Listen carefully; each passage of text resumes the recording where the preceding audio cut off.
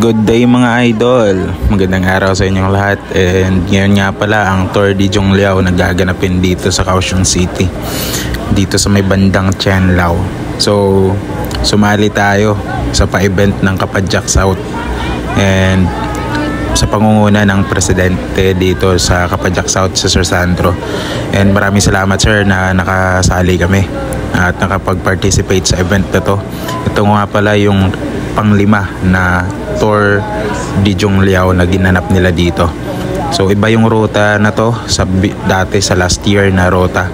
So medyo mahaba to, 19 kilometers, and sa una is medyo patag lang, ahon-ahon, and then merong matarik naman. So mamaya titingnan nyo na lang kung ano yung mangyayari sa dulo. And dito nga nasa unahan ako kasi ayoko na naghahabol ako, and yun din naman pala yung nangyayari. Mamaya titingnan nyo na lang kung ano yung mangyayari. So dito neutral zone pa lang kami ng 1.5 kilometers, but merong mangyayari mamaya na hindi inaasahan.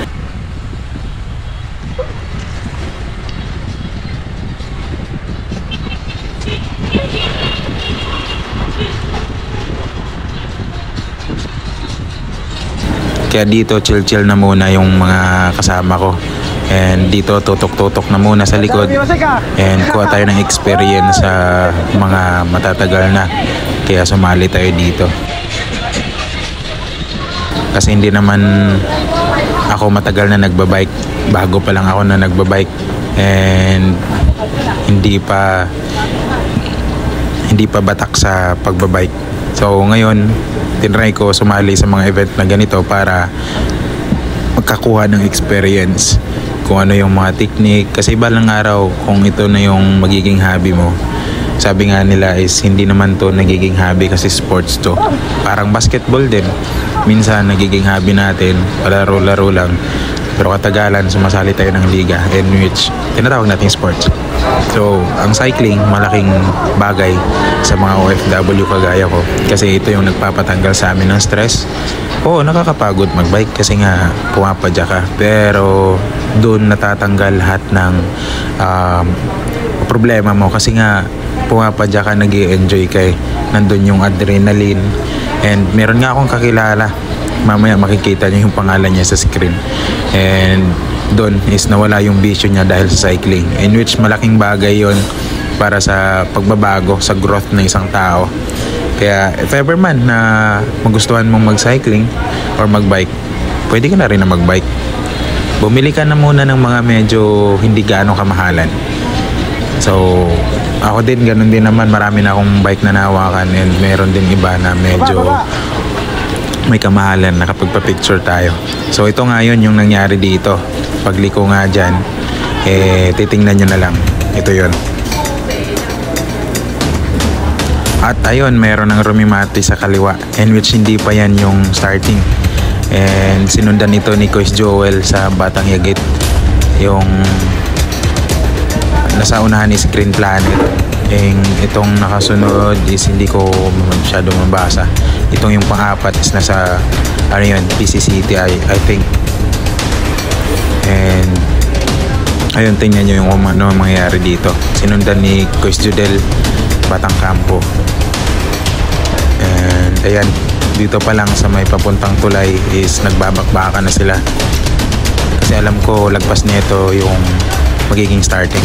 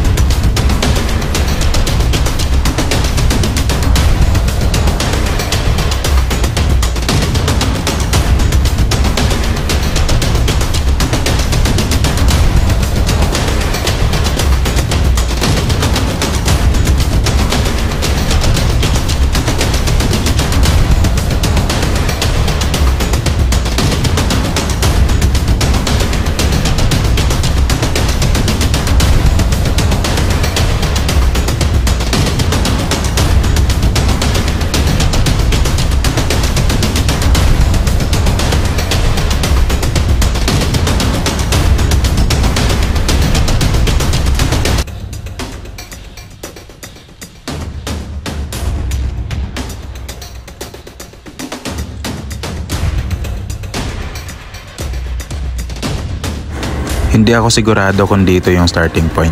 Pero nagbabakbakan na kasi sila kaya ito na siguro yun. Kaya yun, sumunod na lang din ako.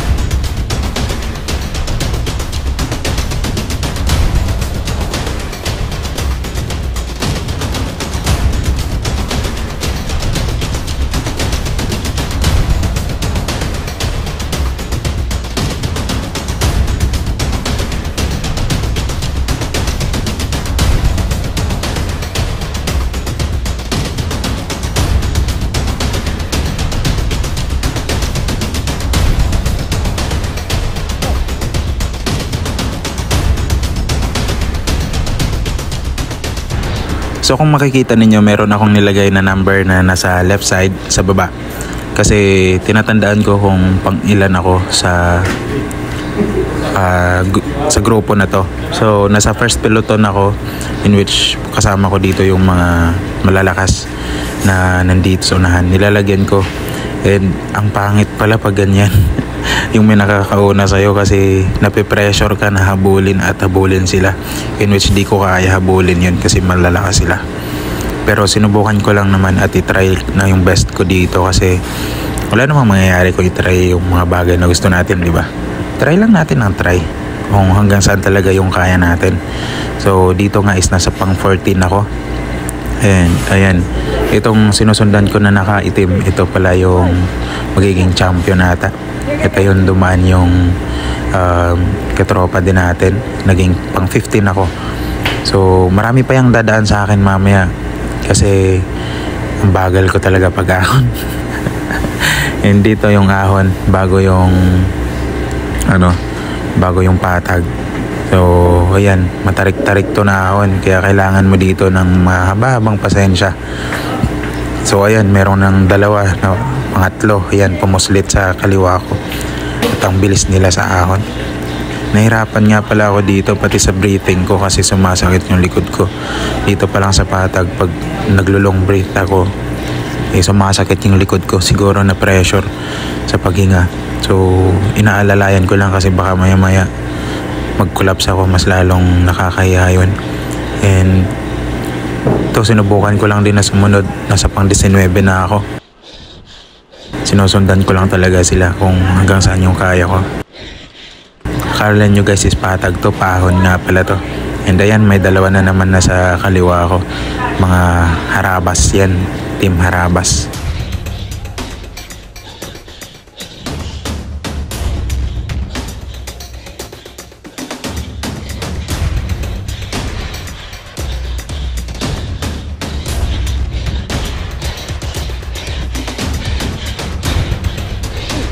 Hi.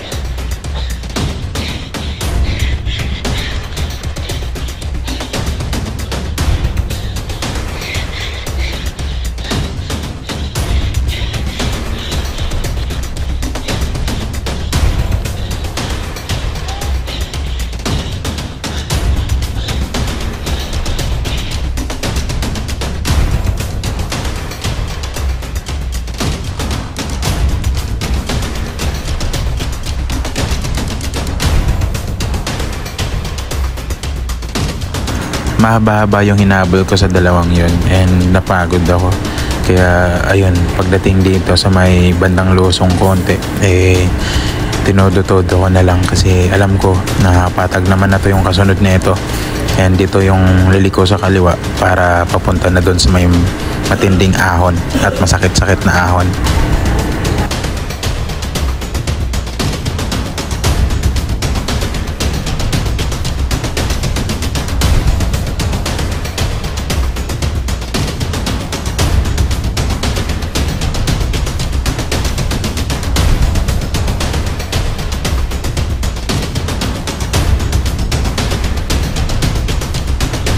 Ang hirap pala pag ikaw lang mag-isa, yung wala kang nakikita sa unahan mo kasi parang nakakapagod pumadyak.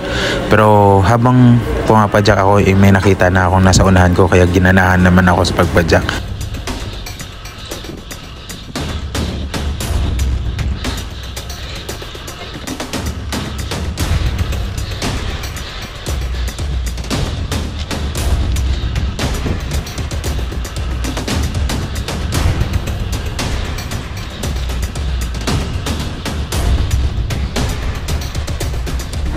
Ito yung isa sa gusto kong matutunan dito. Yung kailangan is nakatuto ka lang. Titignan nyo kung merong lalabas sa bandang kaliwa ko. Ayun. Kanina pa pala yan siya sa likod ko. Nakatutok sa patag. And bigla niya akong naunahan. Bigla siyang sumulpot. And ang bilis niya. And sa part pala na yun, nakakatipid ka ng energy. Kasi hindi sa'yo yung headwind na sumasagi. Kaya ayun, naunahan niya ako dito and sinusundan ko na lang sila, hinahabol ko ng hinahabol kasi alam ko naman na merong ahon dyan and merong kunting ahon, kaya doon natin sila babawihan. Titingnan natin kung kaya natin, kaya ayun, hinahabol ko lang sila dito.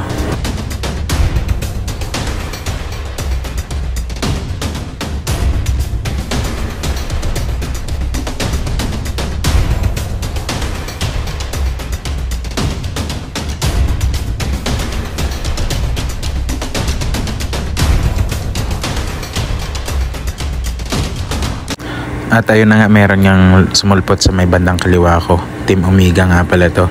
And ayun, dito is kung ano yung natutunan ko dun sa una, in-apply ko dito na kailangan tumutok lang ako sa kanya. Ang tumutok. And hanggat hindi ko kayang rumimate, naunahan siya, hindi ko uuna. Kaya kung makikita nyo dito is nasa likuran niya lang ako. Hindi ako na umuna talaga. Kasi medyo paahon ng konti ito. May gradient po yan. Hindi yan talaga totally patag. Kaya ayun na, nasa likod lang ako.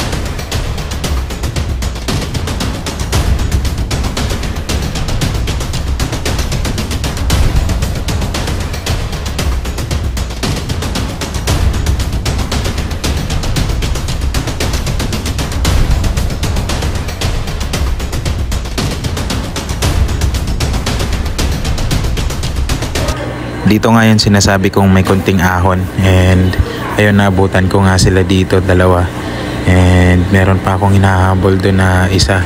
Ayun, kasi nakikita ko pa naman, kaya siguro kaya ko pang habulin, and pinipilit ko talaga na makauna dito kasi kasunod nito is alam ko lusong bago umahon. So kailangan ko makaunan sa lusong na yun kasi kailangan makabuelo tayo doon. And ayun, nahihirapan nga ako dito kasi kung papakinggan yun yung paghinga ko dito is ito yun.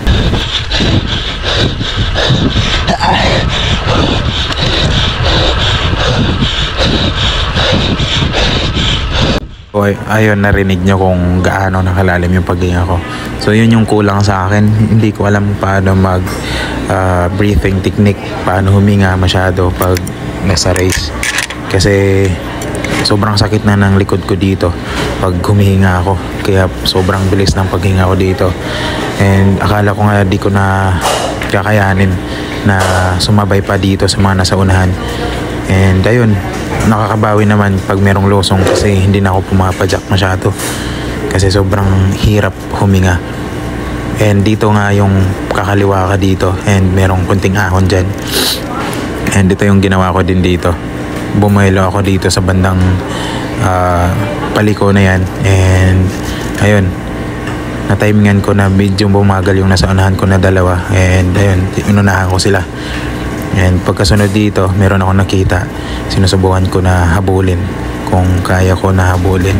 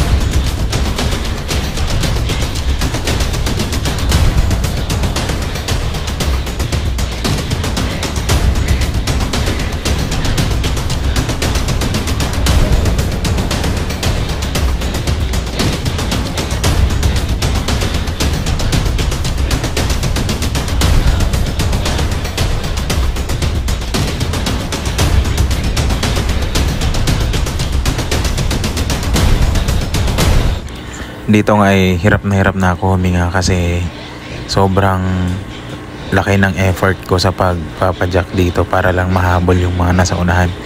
And nahihirapan na ako talaga dito huminga. And kung titingnan ninyo, humihina na rin yung takbo ko dito. Kasi hindi po ito patag. Ahon po yan. Kunting ahon. And ayun, sinusubukan ko pa rin na ituloy. Kasi alam ko naman, nasimulan ko na to, kaya kailangan ko tapusin. Hanggat kaya ko, ipapadyak ko to hanggang dulo. So ayun, sinubukan ko pa rin na sumunod sa kanila. Kahit sobrang hirap na talaga dito. And hindi talaga maiwasan na minsan kulang ka sa ensayo, sa training, and dun mo mararamdaman pag nasa race ka na. Kaya kung titingnan niyo dito, maraming makakauna dyan sa akin kasi bumagal talaga ako dito. Pagkatapos pala sa ahon na to, itong ahon mismo na to, losong na yan papunta dun sa matarik na ahon. So dito pa lang ang dami nang nakauna sa akin. Ayan, unti-unti na nasa likuran ko pala sila lahat. And ayun, titingnan na lang natin kung ano yung mangyayari dito.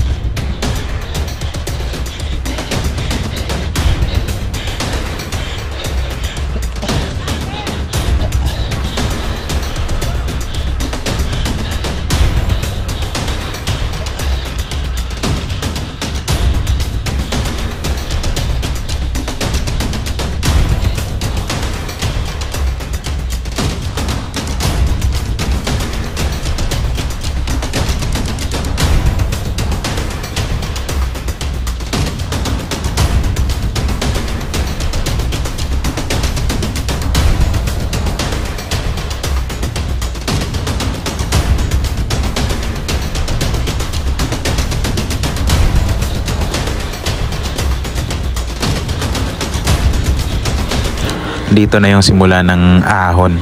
So dito pa lang sa ilalim is nararamdaman ko na nahirapan na ako pumadyak and huminga. And nakikita ko pa na ayan, nauunahan ako. And syempre kailangan ko sumabay sa kanila kasi ang hirap na nasa hulihan ka, naghahabol ka sa kanila, nakaka-frustrate para sa akin. Kailangan ko sumunod hanggat kaya ko, susundan ko. And bandang dito nakipagkwentuhan pa nga yan mamaya. Yung nasa kaliwa ko kanina, magtatanong yan sa akin.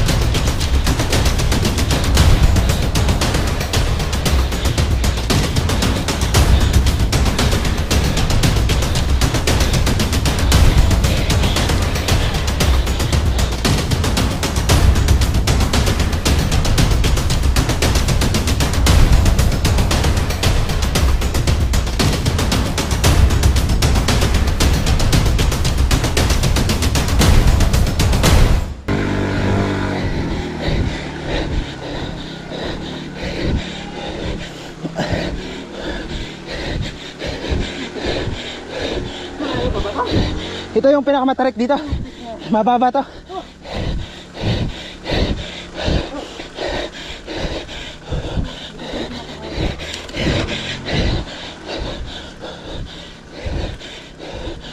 Ah!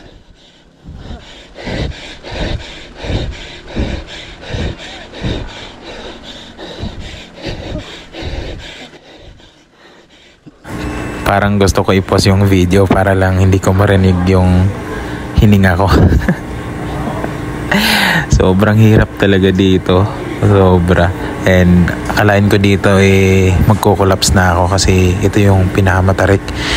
And halos hindi ko na kaya dito kasi inisip ko dito, kung hihinto ako dito, malamang hindi ko matatapos. And sayang naman yung time na sinimulan ko na. And kaya dito hanggat maaari, pumadyak lang ako ng pumadyak. Sinusubukan ko lang na sumunod sa mga nasa unahan. And ayun, titingnan lang natin dito kung nakayanan ko ba talaga umakyat.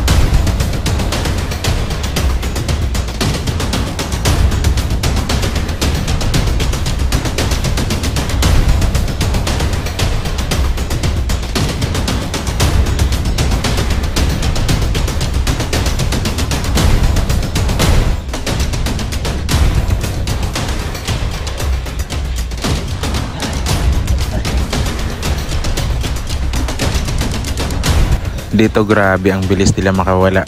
Hindi ko na sila agad nakita kaya ito naabutan ko. Hindi ko alam kung anong team to. So ayun, dahan-dahan lang talaga pag akyat kasi wala na eh. Pagod na hindi ka na makapadyak. Sobrang pagod na.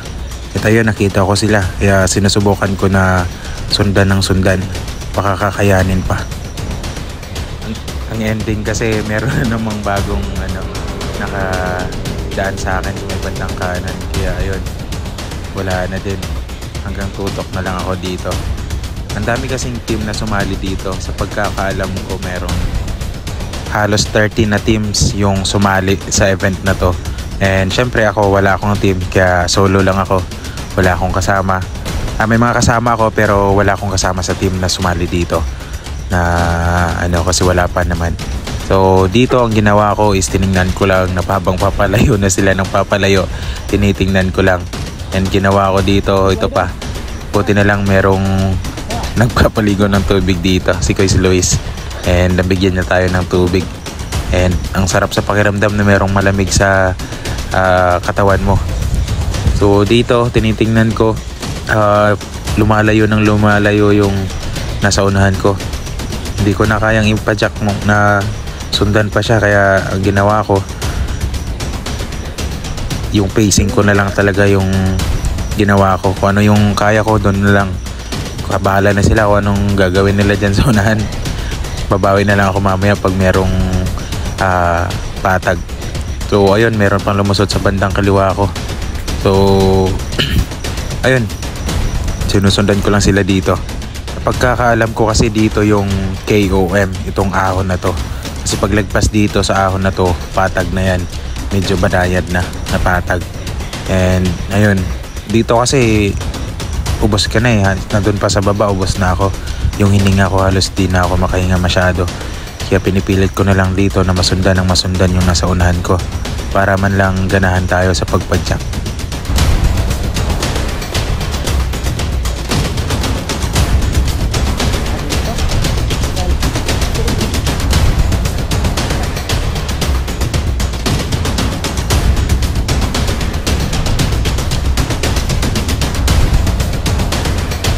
Buti na lang din at merong nagbigay ng tubig dito kasi tuyong-tuyo na yung lalamunan ko. And kahit maliit na amount ng tubig lang yun, maraming salamat sa nagbigay.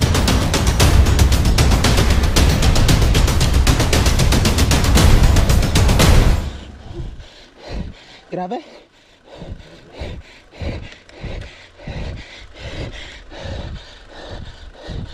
At ayun, naunahan na naman ako. So nasa pang 24th na yung place dito. And dito banda is patag na to kaya medyo kampante na ako kasi pag nakapagpahinga naman yung pa ako meron na namang lakas na makapagpadyak. Kaya dito sinubukan ko na unahan or agwatan ng konti para maabutan ko yung nasa unahan. Pero dito mahaba-haba kasi ito, hindi ko masyado nakita yung nasa unahan ko.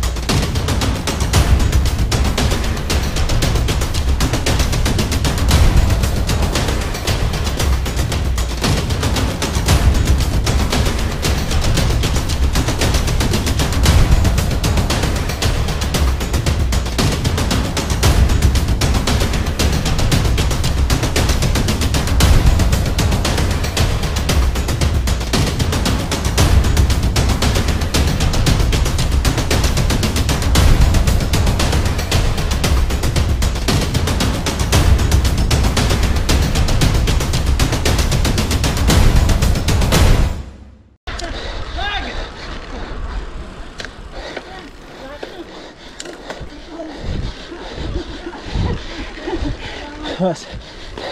Thank you, thank you. Kalang. Salamat.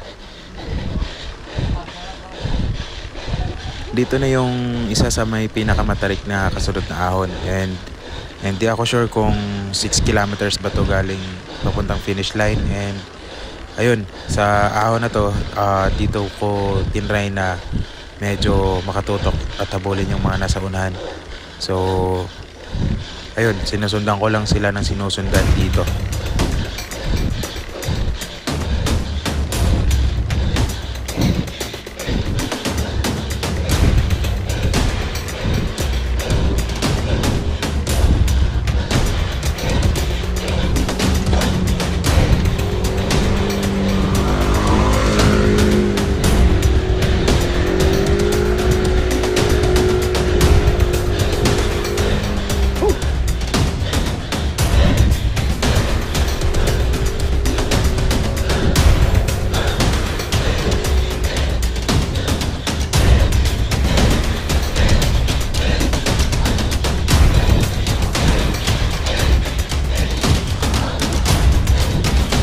Wala nang kibuan dito sa ahon, basta kanya-kanyang padyak na lang kasi alam naman na pagod at pagod din yung bawat isa.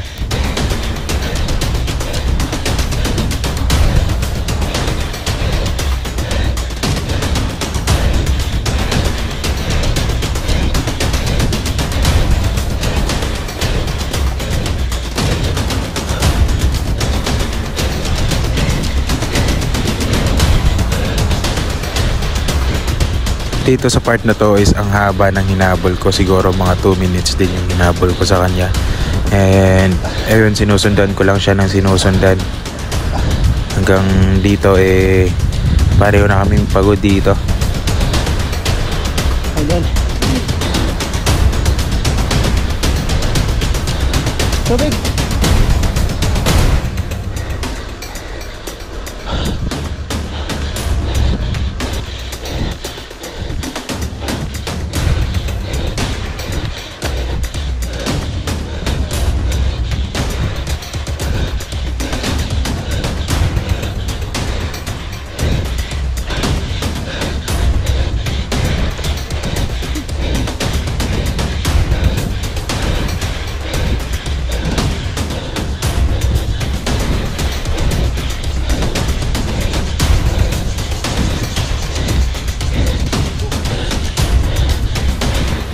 Doon.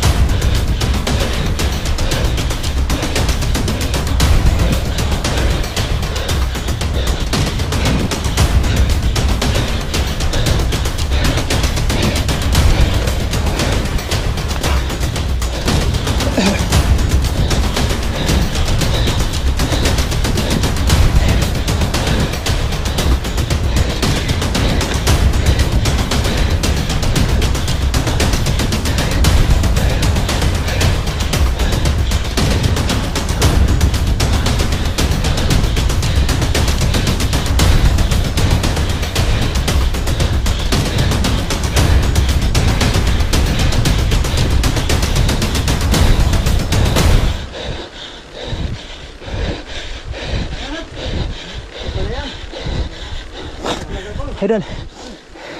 Tara.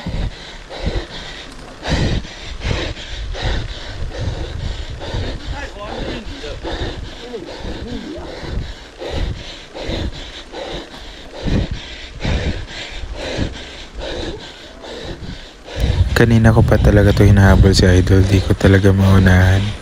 Kaya ginawa ko, tutok lang ako dito ng tutok.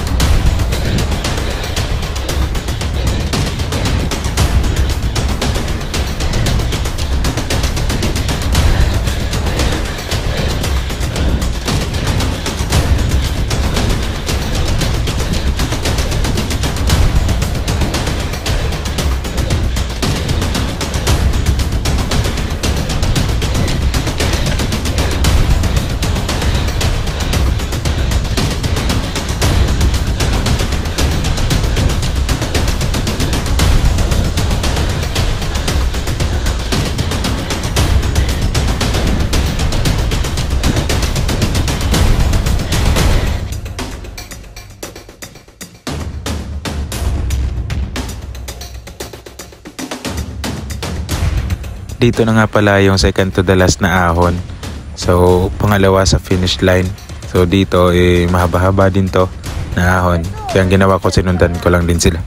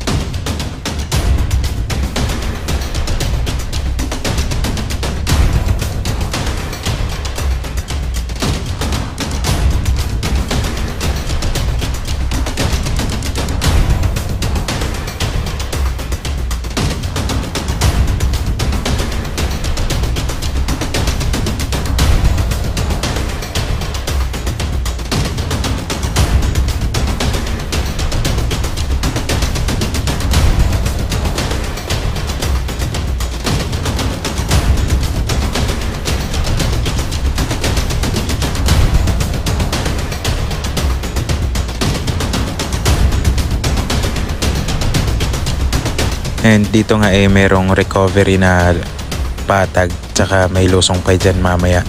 And ang ginawa ko dito is tumutok muna ako sa mga nasa unahan. And akala ko didiretso na sila kasi malapit na lang ako sa finish line. Ang ginawa ko dito tiningnan ko muna kung babanat sila at tutuloy nila yung breakaway nila dalawa. So tiningnan ko dito, parang bumagal sila, and ayun, dito ko kinuhanan ng chance para unahan sa may pagkaliko dito.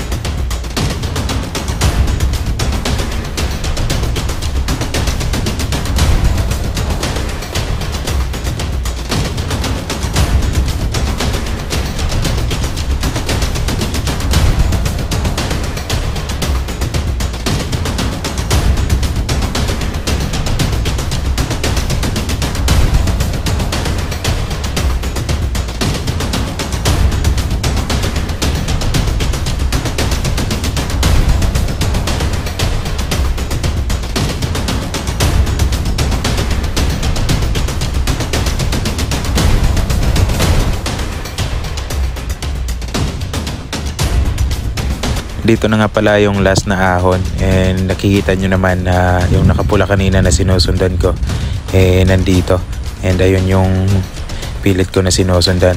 Akala ko walang nakasunod dito sa akin, and ayun, pagtingin ko sa may bandang kanan merong sumulpot. Kaya ayun, nakapang 13 tayo dito guys.